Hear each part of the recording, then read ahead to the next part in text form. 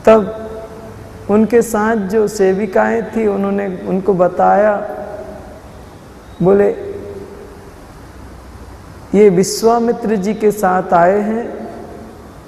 विश्वामित्र की इन्होंने जो यज्ञ की रक्षा की, विश्वामित्र के यज्ञ को नष्ट करने के लिए बड़े बड़े राक्षस आते थे, उन राक्षसों का विनाश किया इन्होंने, इन अकेले ने, और एक तीर से उसको मारा है।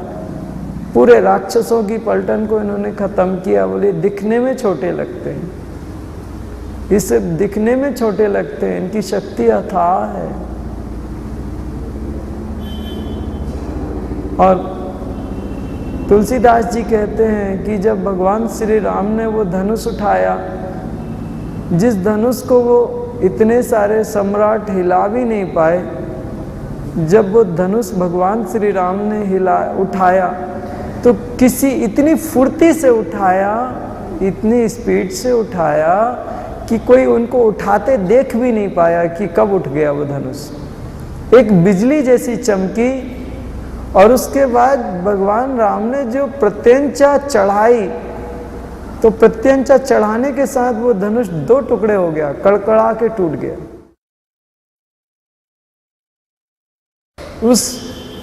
उस बात से इतने क्रोध में आ गए परशुराम, क्योंकि वो उनके गुरु का धनुष था, उन्होंने जनक के पास रखा था, भगवान शिव उनके गुरु थे। अब वो धनुष लेके कहाँ घूमे, तो उन्होंने जनक के राज्य में रख दिया। बोले जनक इसको रख लो, जब जरूरत पड़ेगी तब ले लूंगा। परशुराम ने देखा भगवान शिव का धनुष टूट गया, वो गुस्से में तमतमा के आ गए। बोले किसने तोड़ा मेरे गुरु का धनुष? दोनों नारायण के अवतार हैं, परशुराम भी नारायण के अवतार हैं और भगवान श्री राम भी नारायण के अवतार हैं। ऐसा फर्स्ट टाइम हुआ कि 2 अवतार एक साथ एक आमने सामने आए हों, फर्स्ट टाइम।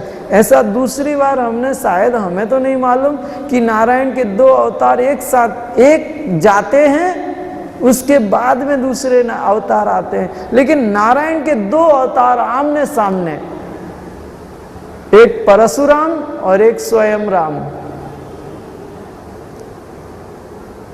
और परशुराम भयंकर क्रोध में कह रहे हैं, जनक बताओ इस धनुष को तोड़ने वाला कौन है?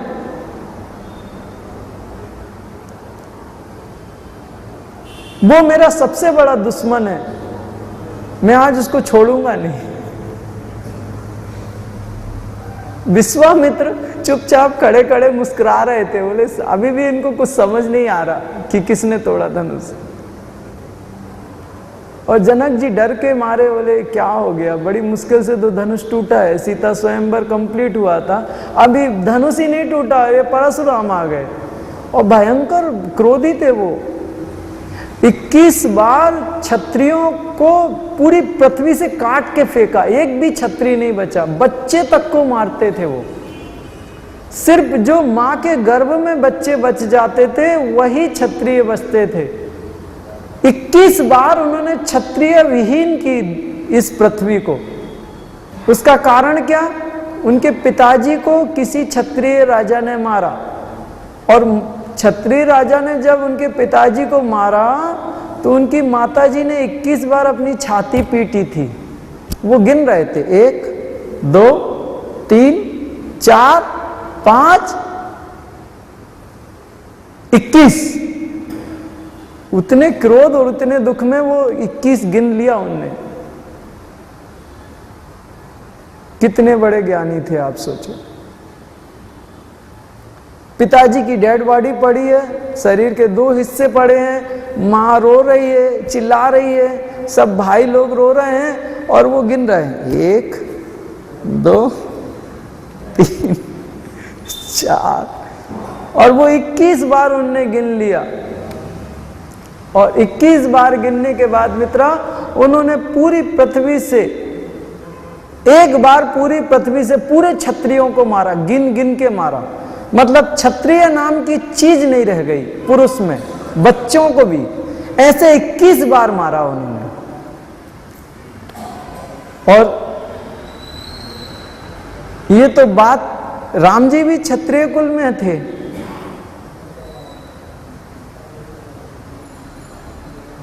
बात बड़ी गजब हो गई। जनक को लगा शादी, स्वयंवर तो हो गया, अब शादी होनी मुश्किल है। ये बड़ी कठिन बात आ गई। परशुराम बोलो तो कोई आगे आने को भी तैयार नहीं, नाम सुन के पीछे लोग। बड़े बड़े सम्राट सर झुका दें परशुराम के नाम के आगे, जिसने 21 बार अकेले क्षत्रियों का विनाश किया हो पूरी पृथ्वी से। और ये जो गोवा है, केरला है, एक्चुअल उन्होंने पूरी क्षत्रिय, मतलब जितनी भी उन्होंने राज्यों को जीता क्षत्रियों का विनाश करके, क्षत्रिय राज्य को, तो उससे क्या हुआ कि उन्हें वो राज्य प्राप्त हुए। और वो राज्य उन्होंने ब्राह्मणों को पूरे दान कर दिए। ब्राह्मणों को दान करने के बाद उन्हें याद आया कि हमने तो सब दान कर दिया, अब दान की हुई जगह में तो अपन रह नहीं सकते, तो अब रहें कहाँ। तब उन्होंने अपना धनुष उतारा और उस समय जो समुद्र को उन्होंने क्रोध से समुद्र पे जो बाण प्रत्यंचा चढ़ाई धनुष की और उस बाण संधान किया, तो समुद्र जो पीछे खिसका, तो अपने गोवा जैसे के ये सब निकले हैं। परशुराम ने ये निकाली है जमीन, नहीं तो पूरा समुद्र में था।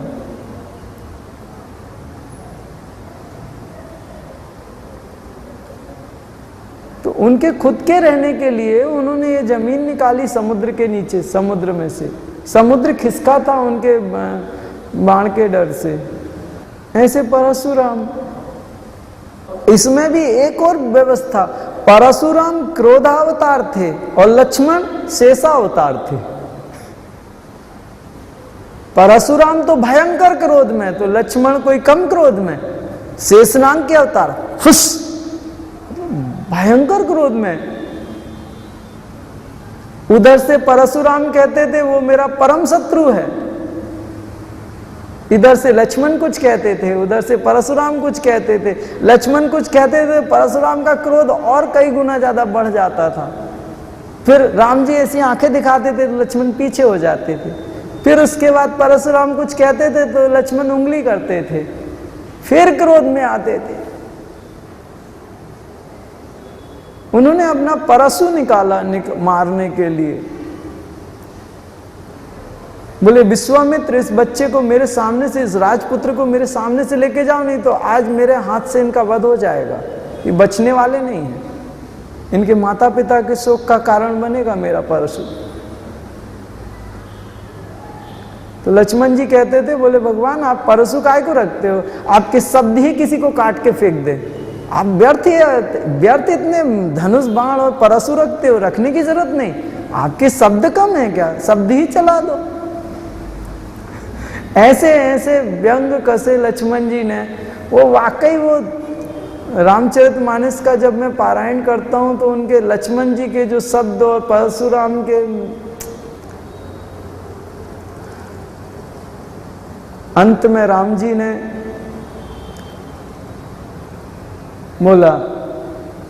बोले हे मुनि, हम क्षत्रिय हैं, अगर एक बार काल भी आके हमको ललकारे तो हम प्रसन्नता के साथ उससे लड़ते हैं। इस पृथ्वी पे एक ब्राह्मण ही तो ऐसा है जिसके सामने हमारा सर झुकता है, नहीं तो और कोई इस पृथ्वी में। ब्राह्मण गाय, इनकी रक्षा का दायित्व तो हम पे है। इनसे हम लड़के कभी यश को प्राप्त नहीं हो सकते। अगर हम जीत भी गए तो अपयश मिलेगा और हार भी गए तो अपयश मिलेगा। इसलिए इनके साथ युद्ध हम क्षत्रिय नहीं करते। अगर यम भी आ जाए तो हम एक कदम पीछे नहीं रखते। और सूर्यवंशियों की तो ये निशानी है कि युद्ध के नाम से वो पीछे नहीं हटते। तब उस समय थोड़ा सा उनकी बुद्धि में कुछ रोशनी हुई और उन्होंने बोला, उनके पास उस समय नारायण का धनुष था। बोले हे राम, इस धनुष पे प्रत्यंचा चढ़ा के दिखाओ। अगर तुम इस धनुष पे प्रत्यंचा चढ़ा लोगे तो मैं समझ जाऊंगा तुम नारायण के अवतार हो।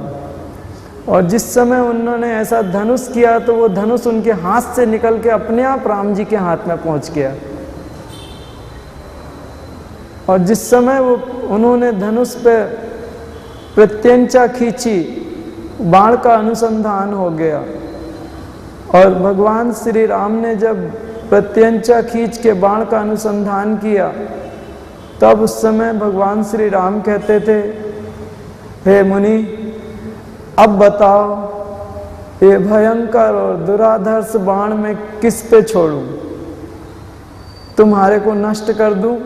तुम्हारी तपस्या को नष्ट कर दूं? क्या नष्ट करूं बोलो? मैं अब ये बाण खाली, ये संधान हो चुका है, ये खाली वापस नहीं जाएगा तरकस में, इसको कहीं ना कहीं छोड़ना पड़ेगा। और वो बाण से परशुराम के तप को नष्ट किया गया, क्योंकि परशुराम ने जो क्रोध किया था, उस क्रोध के कारण, अहंकार के कारण उन्हें वो चीज तो प्राप्त होनी ही थी। उसके कारण परशुराम फिर से तपस्या के लिए जंगल में गए। तो वेश देख के हमेशा भ्रम हो जाता है। तो भगवान कभी भी किसी को भी मिलेंगे तो भगवान के वेश में नहीं मिलते, वो साधारण वेश में ही मिलते हैं। परमात्मा कभी ऐसे वेश में नहीं आता।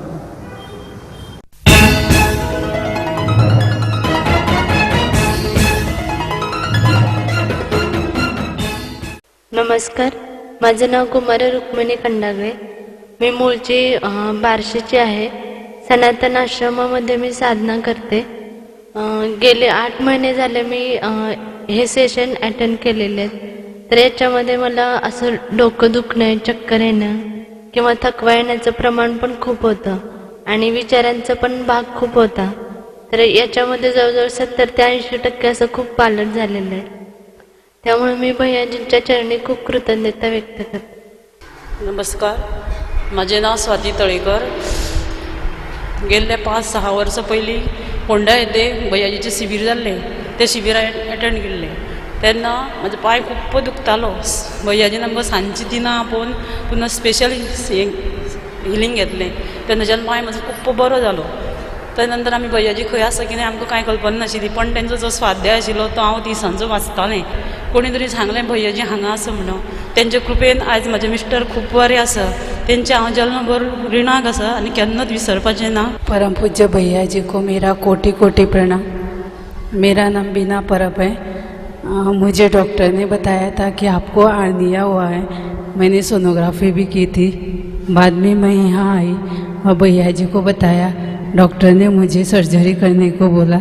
भैया जी ने कहा डॉक्टर से अच्छा मैं सर्जरी कर सकता हूँ, ऐसा बोला भैया जी ने. आणि मुझे कहा कि तुम उस पर लक्ष्य ही मत देना. आणि तब से मैंने ना इस पर ध्यान देना ही छोड़ दिया, सब भैया जी पर छोड़ दिया है. और तब से मेरी तबीयत बहुत अच्छी है. इसलिए फिर एक बार मैं भैया जी को कोटि कोटि प्रणाम करती हूँ. हमारे हीलिंग सेशंस का पता है फोंडा, हर बुधवार शाम 6 बजे, पंचायत हॉल बांदोड़ा, फोंडा, गोवा. सरस्वती साधना केवल विद्यार्थियों के लिए. बच्चों के बौद्धिक विकास, एकाग्रता, उत्तम स्मरण शक्ति व स्वास्थ्य हेतु संपर्क करें 099-236-49655. रजिस्ट्रेशन अनिवार्य. स्पेशल हीलिंग, तत्व हीलिंग, गंभीर, असाध्य व दीर्घकालीन बीमारियों के शीघ्र उपायों के लिए संपर्क मुंबई, पुणे, गोवा 099-236-49655. Website www.shivascience.org.